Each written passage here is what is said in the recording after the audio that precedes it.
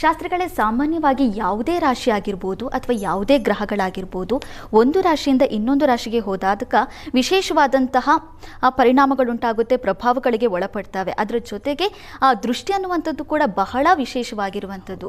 ಇದೀಗ ಶನಿ ಮಹಾದೇವ ಕುಂಭರಾಶಿಯಿಂದ ಮೀನರಾಶಿಗೆ ಹೋಗಿದ್ದಾನೆ. ಹಾಗಾದರೆ ಈ ಶನಿಯ ವಕ್ರದೃಷ್ಟಿ ಯಾವ ರೀತಿಯಾಗಿದೆ ಶಾಸ್ತ್ರಗಳೇ? ನೋಡೋಣ. ಶ್ರೀ ಗುರುಭ್ಯೋ ನಮಃ. ಹರಿ ಓಂ.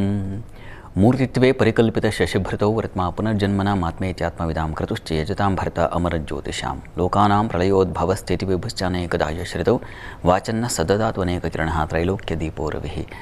ಸಮಸ್ತ ವೀಕ್ಷಕರಿಗೆ ಮತ್ತೊಮ್ಮೆ ಶುಭೋದಯ, ಶುಭ ಬೆಳಗು. ಈ ಒಂದು ಕಾರ್ಯಕ್ರಮ ದೃಷ್ಟಿ ಸಂಬಂಧಿಸಿರ್ತಕ್ಕಂಥ ಕಾರ್ಯಕ್ರಮ. ಒಂದೊಂದು ಗ್ರಹಕ್ಕೆ ಅದರದ್ದೇ ಆದ, ನಾವು ಸಾಮಾನ್ಯವಾಗಿ ಒಂದು ಗ್ರಹ ಸ್ಥಾನ ಪಲ್ಲಟ ಈಗ ಇಷ್ಟೊತ್ತು ಹೇಳಿದ್ರು ಪಾಪ. ಕುಂಭರಾಶಿಯಿಂದ ಮೀನರಾಶಿಗೆ ಶನೈಶ್ಚರನ ಜರ್ನಿ ಉಂಟಾಗಿದೆ. ಮೀನರಾಶಿಗೆ ಬಂದಂತಹ ಶನೈಶ್ಚರನಿಗೆ ಅಷ್ಟೇ ಅಲ್ಲ, ಮೀನರಾಶಿಯಲ್ಲಿ ಇದ್ದಾನಲ್ಲ ಅಷ್ಟೇ ಅಲ್ಲ, ಪ್ರತಿ ಗ್ರಹಗಳಿಗೂ ಒಂದಷ್ಟು ವೀಕ್ಷಣೆ ಅಂತಿದೆ. ಅದನ್ನು ನೋಟ, ದೃಷ್ಟಿ ಅಂತ ಕರೀತಾರೆ. ಒಂದೊಂದು ಗ್ರಹಕ್ಕೂ ಇಂತಿಂಥ ಮನೆಗಳನ್ನು ಆ ಗ್ರಹಗಳು ನೋಡ್ತವೆ ಅಂತಕ್ಕಂಥದ್ದು ಶಾಸ್ತ್ರದಲ್ಲಿ ಉಲ್ಲೇಖವನ್ನು ಮಾಡಿದ್ದಾರೆ. ಒಂದೊಂದು ಗ್ರಹಕ್ಕೂ ಬಹಳ ವಿಶೇಷವಾದ ದೃಷ್ಟಿ ಇದೆ. ತ್ರಿದಶ ತ್ರಿಕೋಣ ಚತುರಶರ ಸಪ್ತಮ ಅವಲೋಕಯಂತೆ ಚರಣಾಭಿವೃದ್ಧಿತಃ.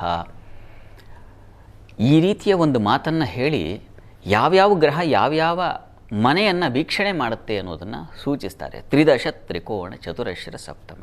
ತ್ರಿದಶ ಅಂದರೆ 3 ಮತ್ತು 10 ಈ ಮನೆಗಳನ್ನು ಬಹಳ ವಿಶೇಷವಾಗಿ ಶನೈಶ್ಚರನಿಗೆ ನೋಡುವಂಥ ಶಕ್ತಿ ಇದೆ.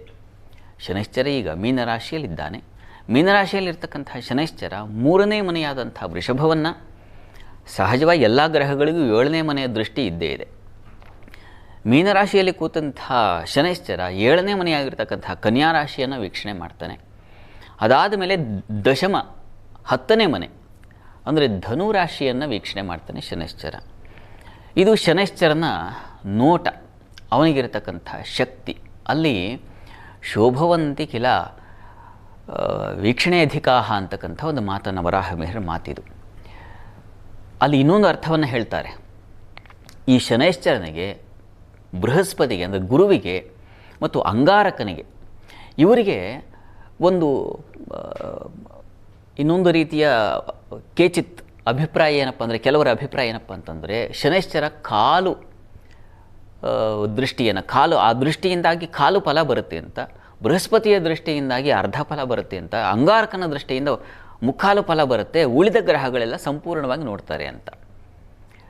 ಇರಲಿ, ಇದು ಸ್ವಲ್ಪ ಟೆಕ್ನಿಕಲ್, ನಾನೀಗ ಸರಳವಾಗಿ ತಮ್ಮ ಮುಂದೆ ಹೇಳ್ತೀನಿ. ಅದು ನೀವು ಏನು ಗೊಂದಲ ಮಾಡ್ಕೊಳ್ಳೋ ಅವಶ್ಯಕತೆ ಇಲ್ಲ.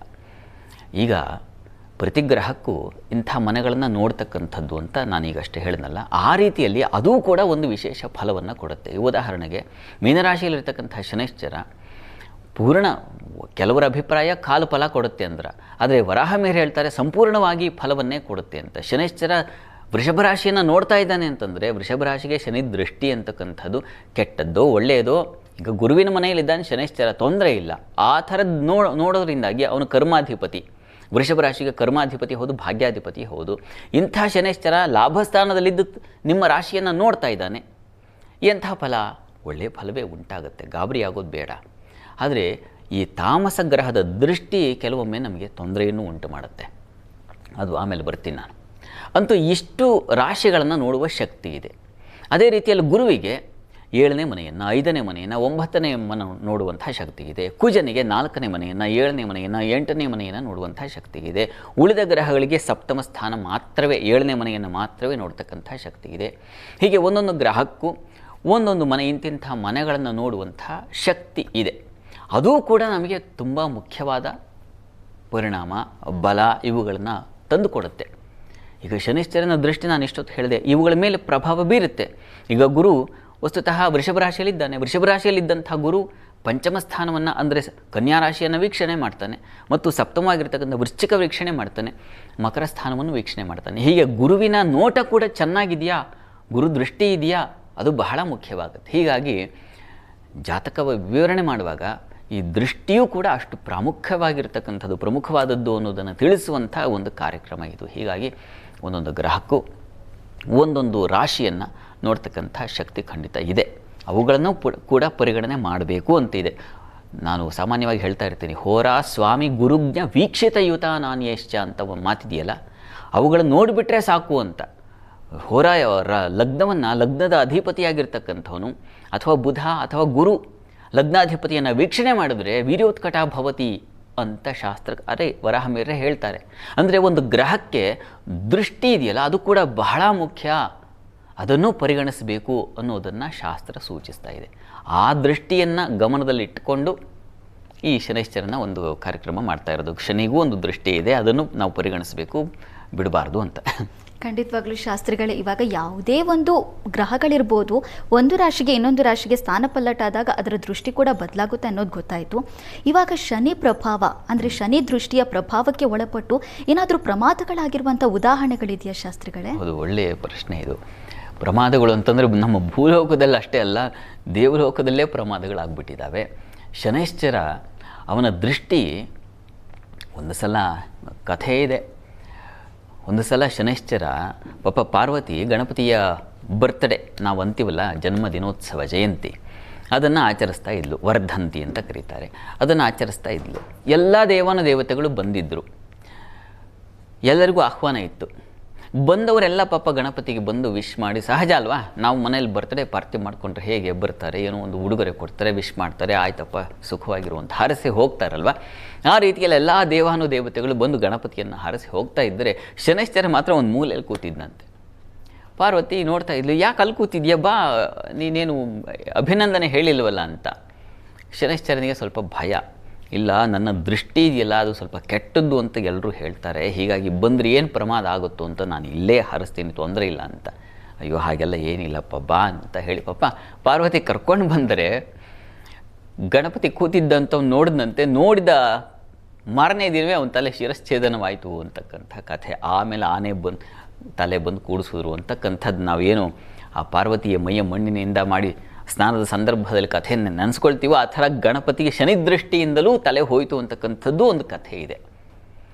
ಇದಕ್ಕಿಂತ ಇನ್ನೊಂದು ಕಥೆ ರಾವಣಾಸುರನ ವಿಷಯದಲ್ಲಿ ಬರುತ್ತೆ. ರಾವಣಾಸುರ ಎಲ್ಲ ಬ್ರಹ್ಮನ ವರದಿಂದಾಗಿ ಎಲ್ಲ ದೇವತೆಗಳನ್ನು ಅವನ ಆಳುಗಳನ್ನಾಗಿ ಮಾಡ್ಕೊಂಡ್ಬಿಟ್ಟಿದ್ದ. ಎಲ್ಲ ಅದರಲ್ಲಿ ನವಗ್ರಹಗಳಿದ್ದಾವಲ್ಲ, ಈ ಸೂರ್ಯ, ಚಂದ್ರ, ಕುಜ, ಅಂಗಾರಕ, ಬುಧ ಇತ್ಯಾದಿಗಳೆಲ್ಲ ಇದ್ದಾರಲ್ಲ, ಇವ್ರನ್ನೆಲ್ಲ ನಾನು ಯಾವ ಥರ ಕಟ್ಟಾಕಬೇಕು ಇವ್ರನ್ನ ಅಂತ ಹೇಳಿ ಯೋಚನೆ ಮಾಡಿ ಇವ್ರನ್ನ ಎಲ್ಲೋ ಸೆರೆಮನೆಯಲ್ಲಿ ಇಡೋದಲ್ಲ, ಇವ್ರನ್ನ ನನ್ನ ಆಸ್ಥಾನದಲ್ಲಿ ಮೆಟ್ಟಲುಗಳನ್ನಾಗಿ ಮಾಡ್ಕೋಬೇಕು ಅಂತ ಹೇಳಿ ಎಲ್ಲರನ್ನ ಬೋರ್ಲಾಗಿ ಮಲಗಿಸಿ ಅವರ ಬೆನ್ನನ್ನು ಹತ್ತಿ ಹೋಗ್ತಾ ಇದ್ದಂತೆ ರಾವಣ. ಪಾಪ ದೇವತೆಗಳಿಗೆ ಇಂಥ ಸ್ಥಿತಿ ಬಂದುಬಿಟ್ರೆ ನೋಡಿ, ಒಬ್ಬ ರಾಕ್ಷಸರಿಗೆ ಅಂಥ ದುರ್ಬುದ್ಧಿ ಬಂದುಬಿಡುತ್ತೆ. ಯಾರಿಂದ ವರ ಪಡಿತಾರೋ ಅವರನ್ನೇ ಅಡಿಯಾಳಾಗಿ ಮಾಡ್ಕೊಂಡ್ಬಿಡ್ತಾರೆ, ಅವರನ್ನೇ ತುಳಿದು ಹಾಕ್ಬಿಡ್ತಾರೆ. ಇದು ಪಾಪ ಗೊತ್ತಾಯಿತು. ನಾರದರು ಈ ವಿಷಯ ತಿಳಿತು. ನಾರದರು ಯೋಚನೆ ಮಾಡಿ ಬಂದರು ಒಂದು ಸಲ ಆಸ್ಥಾನಕ್ಕೆ.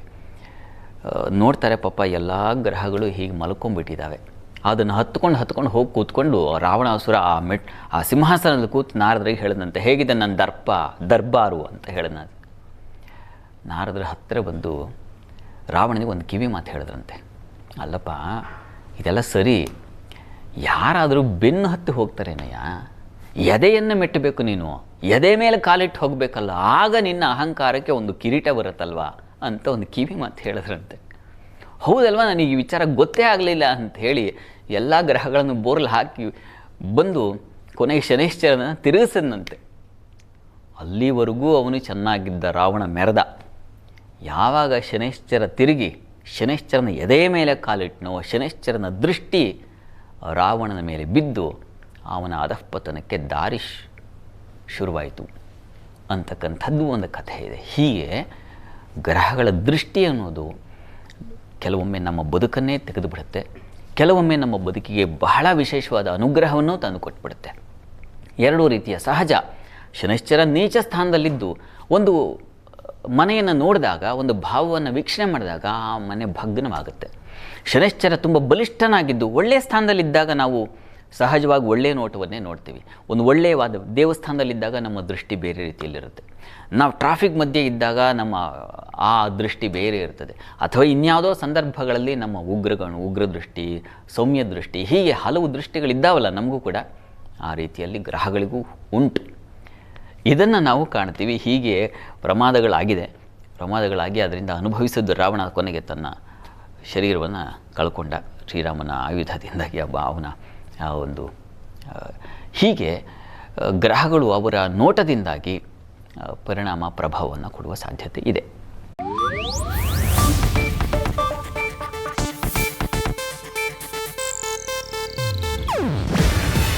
ಇದು ಏಷ್ಯಾನೆಟ್ ನ್ಯೂಸ್ ನೆಟ್ವರ್ಕ್ ಪ್ರಸ್ತುತಿ. ನೀವು ನೋಡ್ತಿದ್ದೀರಾ ಏಷ್ಯಾನೆಟ್ ಸುವರ್ಣ ನ್ಯೂಸ್.